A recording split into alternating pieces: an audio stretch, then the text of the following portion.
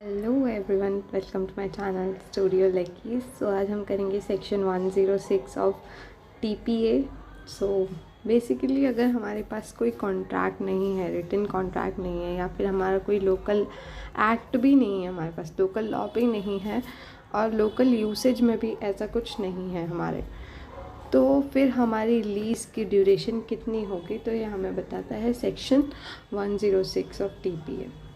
सो TPA बोलता है, subsection 1 देखते हैं इसका, सबसेक्शन 1। सो टीपीए बोल रहा है कि in the absence of contract और लोकल लॉ और यूसेज टू द कंट्ररी। ये बोल रहा है कि अगर कंट्ररी में कोई भी रिटन कॉन्ट्रैक्ट नहीं है, या फिर लोकल लॉ नहीं है, या फिर कोई लोकल यूसेज नहीं है, तो जो हमारी इमूवेबल प्रॉपर्टी की लीज़ होगी for the purpose of agricultural and manufacturing property, ठीक है। तो जो इमूवेबल प्रॉपर्टी है एग्रीकल्चरल और मैन्युफैक्चरिंग पर्पजेज़ के लिए, वो डील होगी यहाँ पर, ठीक है। सो उसे माना जाएगा shall be deemed to lease for year to year. ये माना जाएगा कि अगर कोई प्रॉपर्टी है हमारी जो कि एग्रीकल्चर और मैन्युफैक्चरिंग पर्पजेज़ के लिए है, तो ये माना जाएगा कि जो उसकी लीज़ है वो ईयर टू ईयर है, ठीक है। पर ये कब माना जाएगा? जब हमारे पास कोई रिटर्न कॉन्ट्रैक्ट नहीं होगा, ठीक है। मान लीजिए कि मैंने अपने एग्रीकल्चर लैंड बी को दी। मैंने अपनी एग्रीकल्चर लैंड बी को दी और मैंने उसके साथ रिटर्न कॉन्ट्रैक्ट किया है कि ये जो एग्रीकल्चर लैंड है ये मैं सिर्फ 6 मंथ्स के लिए दूंगी, ठीक है, ठीक है। तो ये मैंने यहाँ पर रिटर्न कॉन्ट्रैक्ट ले लिया, तो यहाँ पर मेरा रिटर्न कॉन्ट्रैक्ट है, तो ये सेक्शन अप्लाई नहीं होगा, ठीक है, क्योंकि ये बोल रहा है कि अगर कॉन्ट्ररी में कोई भी रिटर्न कॉन्ट्रैक्ट या लोकल लॉज वगैरह नहीं है, अगर हैं तो फिर वो अप्लाई होंगे।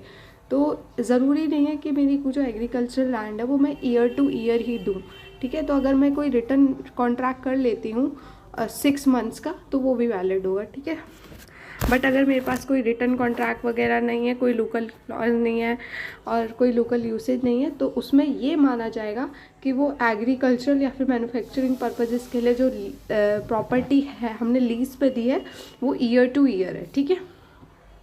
आगे बोल रहा है कि वो टर्मिनेबल होगी on the part of either lessor और लेसी, यानी कि लेसर और लेसी में से कोई भी उसे टर्मिनेट कर देता है। मान लीजिए कि मेरी एक प्रॉपर्टी है जो एग्रीकल्चर पर्पजेज़ वाली, वो मैंने बी को दी है, ठीक है।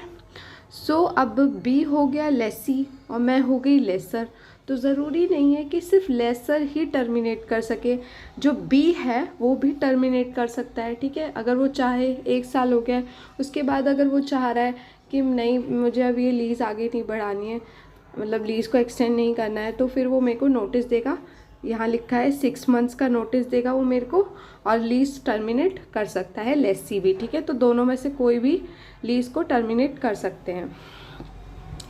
आगे ये बोल रहा है कि and a lease of immovable property for any other purposes. Any other purposes मतलब मैन्युफैक्चरिंग पर्पजेज और एग्रीकल्चरल पर्पजेज को छोड़कर सारे जो अदर पर्पजेज हैं वो इसके अंदर कवर होंगे, ठीक है। जैसे कि रेजिडेंशियल प्रॉपर्टीज़ हो गई, वो इसके अंदर कवर होंगी, और अदर प्रॉपर्टीज़, ठीक है।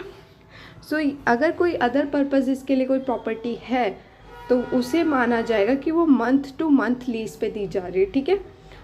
और ये भी टर्मिनेबल होगी, कोई आइदर पार्ट ऑफ लेसर और लेसी में से कोई भी इसको टर्मिनेट कर सकता है। और इस केस में वो कितने दिन का नोटिस देगा? 15 डेज़ का नोटिस वो देगा, ठीक है। ये 15 डेज़ का नोटिस वो देगा। और सबसेक्शन 1 में हमने देखा कि अगर हमारी कोई इमूवेबल प्रॉपर्टी है एग्रीकल्चरल और मैन्युफैक्चरिंग पर्पजेज़ के लिए, और अगर हम उसे लीज पे दे रहे हैं, ठीक है, तो ये माना जाएगा। अगर कोई रिटर्न कॉन्ट्रैक्ट नहीं किया है हमने, या लोकल यूसेज नहीं है, या फिर लोकल कोई लॉ नहीं है, तो ये माना जाएगा कि वो ईयर टू ईयर लीज पे दी जा रही है, ठीक है। और वो टर्मिनेबल होगी, कोई सा भी लेसर या लेसी दोनों में से कोई भी 6 मंथ्स का नोटिस देके उसको टर्मिनेट कर सकता है, ठीक है। पर अगर इन दोनों पर्पजेज़ को छोड़कर कोई और अदर पर्पजेज़ की कोई प्रॉपर्टी है, तो उसे माना जाएगा कि वो मंथ टू मंथ लीज पे दी जा रही है, और वो भी टर्मिनेबल होगी। कोई भी लेसर या लेसी में से कोई भी उसको टर्मिनेट कर सकता है, पर इस केस में वो 15 दिन का नोटिस देगा, ठीक है। सबसेक्शन 2 बोल रहा है कि not with anything contained in any other law for the time being in force, the period mention in subsection 1 shall commence from the date of receipt of notice. ठीक है, अब जो ये 15 डेज़ का नोटिस की बात और यहाँ पर 6 मंथ्स के नोटिस की जो बात की जा रही है, वो हमें कैसे पता लगेगी, कौन सी डेट से हम मानेंगे कि अगर हम जिस डेट पे नोटिस दे रहे हैं उस डेट से मानेंगे या फिर जिस डेट से वो रिसीप्ट हो रहा है उस वो मानेंगे। और एक एग्जांपल देख लेते हैं कि मैंने जो एग्रीकल्चर प्रॉपर्टी बी को दी थी, अब मैं उससे नहीं, मान लीजिए कि मेरा एक रेजिडेंशियल प्लॉट था जो मैंने बी को लीज पे दिया था। ठीक है, 6 मंथ्स हो गए, अब मैं चाहती हूँ इससे वैकेट करवाना, मतलब अब मैं इस लीज को ख़त्म करना चाहती हूँ। ठीक है, तो मैं क्या करूँ, मैंने क्या किया कि 7 अक्टूबर को इसको एक नोटिस भेज दिया। ठीक है, तो ये नोटिस उसके पास पहुंचा, 15 डेज़ का नोटिस है मेरा, तो ये नोटिस जो है इसके पास पहुंचा 15 अक्टूबर को। ठीक है, तो हम कौन सी डेट मानेंगे, किस डेट से हम 15 दिन लगाएंगे, तो इस डेट से हम 15 दिन लगाएंगे 15 अक्टूबर से, क्योंकि जिस 15 अक्टूबर को उसने ये नोटिस रिसीप्ट किया है, तो जब नोटिस रिसीप्ट होगा उस दिन से हम ये डेट लगाएंगे। पर ये ऊपर बोल रहा है कि अगर कोई भी अदर लॉ जो है अगर वो नहीं है तो, ठीक है, अगर कोई अदर लॉ कुछ और बोलता है देन उससे करेंगे, बट अगर कोई अदर लॉ नहीं कुछ बोल रहा है इस बारे में, तो जो नोटिस है उसका टाइम पीरियड हम जब वो रिसीव होगा तब से लगाया जाएगा। ठीक है, सबसेक्शन 3 बोल रहा है कि a notice under subsection 1 shall not be deemed to be invalid merely because the period mention therein falls short of the period specified under subsection. ठीक है, where a proceeding is filed after the expiry of the period mention in that subsection. तो ये subsection 3 बोल रहा है कि जैसे कि मान लीजिए कोई हमारा रेजिडेंशियल है प्लॉट है, वो मैंने रेंट पे दिया था। अब इसमें क्या लिखा है कि अगर हमारा कोई रेजिडेंशियल प्लॉट है, ठीक है, अदर पर्पजेज़ का कोई इमूवेबल प्रॉपर्टी, अगर हम उसे लीज पे देते हैं और फिर उसे टर्मिनेट करना चाह रहे हैं तो 15 डेज़ का नोटिस देंगे।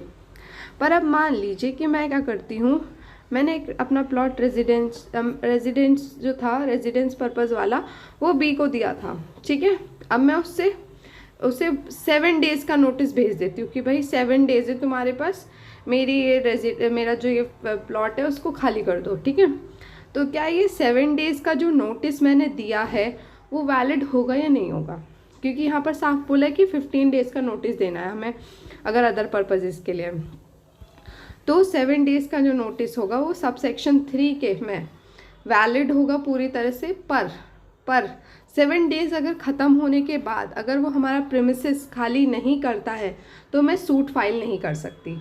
ठीक है, अगर मुझे सूट फाइल करना है तो मुझे प्रॉपर 15 डेज़ का नोटिस देना पड़ेगा, और अगर मैं 15 डेज़ का नोटिस नहीं दे रही हूँ तो मैं फिर उसके अगेंस्ट सूट फाइल नहीं कर सकती हूँ, बट वो 7 डेज़ का जो नोटिस मैंने दिया था वो पूरी तरह से वैलिड होगा। ठीक है, अगर वो खाली कर देता है देन ठीक है, पर मैं उसके अगेंस्ट कोई सूट नहीं कर सकती हूँ, कोई प्रोसीडिंग नहीं चला सकती हूँ। ठीक है, अब सेक्शन 4 जो है वो बता रहा है कि जो नोटिस होगा वो कैसे जाएगा। नोटिस एक पहला तो राइटिंग में होगा, और जो उसे भेज रहा है उसके साइन होंगे या फिर उसके बिहाफ में किसी के भी साइन, किसी और पर्सन के साइन होंगे।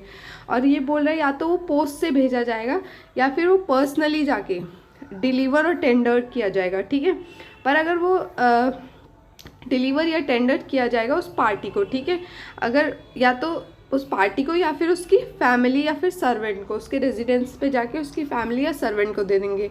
ठीक है, पर अगर टेंडर और डिलीवर नहीं हो पा रहा है तो वो उसकी किसी प्रॉपर्टी के कॉन्स्पिशियस पार्ट पे उसे अफिक्स कर दिया जाएगा। ठीक है, तो बेसिकली सबसेक्शन 4 ये बात कर रहा है। तो हमारा सेक्शन 106 कंप्लीट होता है।